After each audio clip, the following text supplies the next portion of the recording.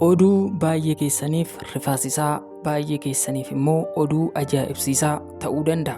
Akkuma asirratti argaa jirtan obboleessi keenya Murtii Guutoon dubartii haaraa akkasuma jaalalleesaa haarawwaadhaaf qubeelaa godhee jira. Qubeelaa kanas kan inni gochuu danda'e fuula miidiyaa hawaasaa TikTokii gubbaatti akkamitti qubeelaa gochuuf dandeessa jedhu waliin ilaalla. Dheengadda galgala ture. Liif TikTok irratti geemii qaba ture. Geemiin sun akkuma xumurameen intala kana baakgiraawundii isaa godhatee akkasuma sagantaa guddoon qaba geemii kana booda jedhee akkuma dubbachaa ture intala kun burtukaana fakkaattu kana qubeelaa godhee fi wajjin jireenya haaraa addunyaa haaraa keessa galanidha kan isaan jiran. Yaadattu yoo ta'e Murtii Guutoo haadha warraasaa jalqabaa sababa viidiyoonsaa fuula miidiyaa hawaasaa irratti qullaa bahe jedhamuuf walii kanii jiru. Ishee kana wajjin garuu kunoo akkuma argaa jirtan addunyaa biraa keessa galanii jaalala biraa walitti agarsiisaadha kan jiran. Kan asirraa mul'attu kun kan inni ofitti qabee jiru kun haadha warraasaa inni kaadhimmate kan ammaa kanaadha. Intala kana wajjin akkamitti wal baran, eessaa walitti dhufan, akka isaan sadarkaa kana ga'aniif maaltu isaan godhe jedhanii namoonni baay'een gaaffii garaagaraa gochaadha kan isaan turan. Maaliif immoo fuula miidiyaa hawaasaa irratti akka kanatti qubeelaa gochuufin barbaachise jedhanis namoonni baay'een dubbachaa turaniiru.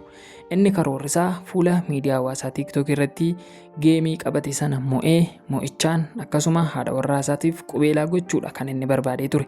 Garuu kana lamaan isaa wal faana milkaa'uu hin dandeenye. Haadha warraasaatiif qubeelaa godheera, garuu geemii sana milkaa'uu hin dandeenye jechuudha. Kan asirratti argaa jirtan Murtii Guutoodha. Namoonni baay'een isaanii wantoota garaagaraa dubbachaa jiru. Cidhi kun cidha miti, qubeelaa sobaadha, piraankii ishee gochaa jira yookiin uummata kana piraankii gochuuf kan isaan qophaa'anii as bahan jedhanii namoonni hedduun isaanii dubbachaadha kan isaan jiran. Akkas jechuufis viidiyoo jalqaba irratti isinitti mul'ate argitaniitu yoo ta'e mana tokko keessa gaafa waliin jiraatan, gaafa waliin bashannanan, gaafa waliin nyaatanii dhugan viidiyoon garaagaraa fuula miidiyaa hawaasaa irratti kan inni yeroo ammaa kana mul'achaa jiru jechuudha. Kanaafuu Murtii Guutoo haadha warraasaa jalqabaa guutummaan guutuutti hin hiikne kan jedhanis namoonni hedduun ni jiru. Namoonni tokko tokko immoo haadha warraasaa wajjin gargar ba'eera. Kana booddee jireenya biraa eegaluu qaba. Baga fuudhee jedhanii kan dubbatanis hedduun namoota ni jiru.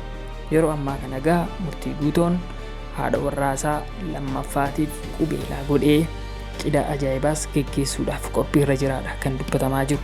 Kaawwan isaanii garuu akka dubbatanitti kun piraankiidha.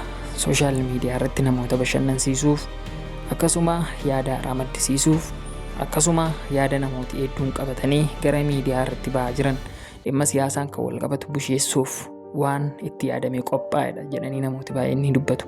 Garuu isaan kunoo mana isaanii keessatti suuraawwan babbareedaa mimmiidhagaa waliin ka'anii akka kanatti mul'achaadha kan isaan jiran sooshaal miidiyaa gubbaatti bakkeewwan garaagaraatti jechuudha.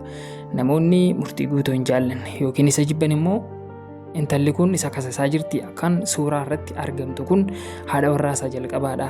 Nikaan kiyyaa inni kan jettee isa kasasaa jirti, isa qeeqaa jirti, miidiyaa garaagaraatti suuraa isaa maxxansaa jirti jedhanii namooti baay'een dubbachaadha kan isaan jiran. Garuu Murtii Guutoo intala kanaa wajjin waliikneerra. Kanaan durallee anaan mana qofaa keessatti na dhiistee deemte. Har'a immoo ergan jaalallee koo argadhee nama garaa kootii ergan argadhee wajjin jireenya eegalee gara jireenya kootii dhuftee sababni isheen na rakkistuuf hin jiru jedheeti kan inni irra deddeebi'ee dubbachaa jiru jechuudha yeroo ammaa kanatti. Kanaafuu obboleessa keenya Murtii Guutoodhaan baga gammadde, baga ijaaramte, baga Waaqayyoo akka itti tasgabbooftee mana kee teessuuf haadha warraa gaarii, jaalallee gaarii siif arge gamanumaan ittiin jechuu barbaanna. Yaadi namoota baay'ee garuu murtiin intala kana hin jaallatu kan jedhan hedduun isaanii ni jiru. Jaallates, jaallachuu baates, fudhates, fudhachuu baates intalli intala bareedduudha. Maddiin burtukaanaa, iji ishee hanqaaquu qofa fakkaatu intala hedduu miidhagduudha jechuudha. Intalli inni kaadhimmate kun. Ennaa gabaabaamatti waan jennuu barbaannu namooti Murtii Guutoo jibbitan, namooti guddina isaan barbaanne, gammachuu isaa namooti hin barbaanne gamanumaan irraa fagaadhaa. Jireenya isaa keessaa ba'aa, gaa'ela isaa jalqabaa isintu jalaa diige. Ammallee jaalallee isaa wajjin jireenya haaraa yeroo inni eegalutti waan biraa gidduun dubbatinaa, isaan hin jeeqinaa isiniin jechuu barbaanna. Gamanumaanii